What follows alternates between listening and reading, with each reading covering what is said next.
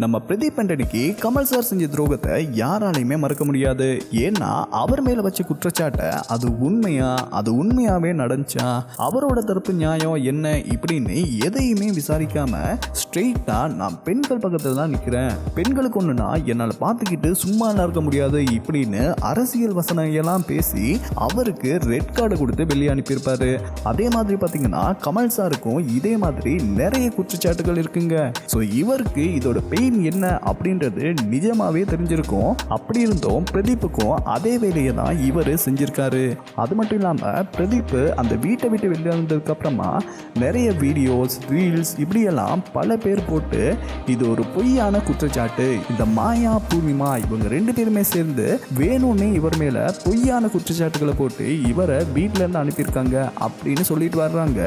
அதே மாதிரி பாத்தீங்கன்னா பிரதீப் நினைச்சிருந்தா மற்ற கண்டஸ்டன்ஸ் மாதிரியே கமல் என்ன சொன்னாலும் அதுக்கு ஆமா சாமி போட்டு அந்த வீட்டிலேயே இருந்திருக்கலாம்.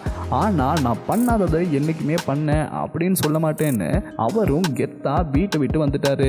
அதோட மறுபடியும் பிக் பாஸ் வீட்டுக்கு போறதுக்கெல்லாம் அவருக்கு ஐடியாவே இல்லை. ஸோ இந்த நேரத்தில் தான் பிரதீப் ஒரு ட்வீட் போட்டிருக்காரு. அது என்ன அப்படின்னு பார்த்தீங்கன்னா, இன்னைக்கு நம்ம உலகநாயகன் கமல்ஹாசனுக்கு பிறந்த நாள் இல்லையா, ஸோ அவருக்கு வாழ்த்தை சொல்லிட்டு கீழே ஒரு டேக் போட்டிருக்காரு, தீர விசாரிப்பதே மெய் அப்படின்னு கமலுக்கு நெத்தியில் அடிச்ச மாதிரி சொல்லியிருக்காரு.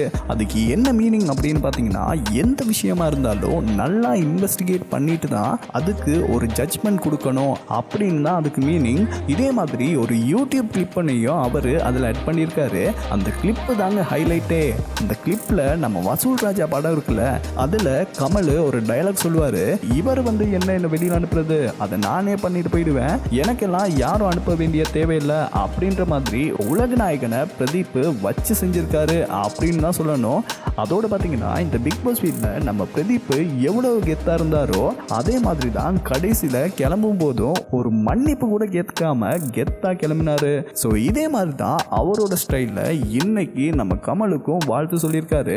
வாழ்த்து சொன்னது மட்டும் இல்லாமல் அந்த கிளிப் மூலமாக நம்ம உலக நாயகருக்கு தரமான பதிலடியும் கொடுத்துருக்காரு. ஸோ இதை பற்றி நீங்கள் என்ன நினைக்கிறீங்க அப்படின்றத மறக்காம கமெண்ட் பாக்ஸில் சொல்லிடுங்க.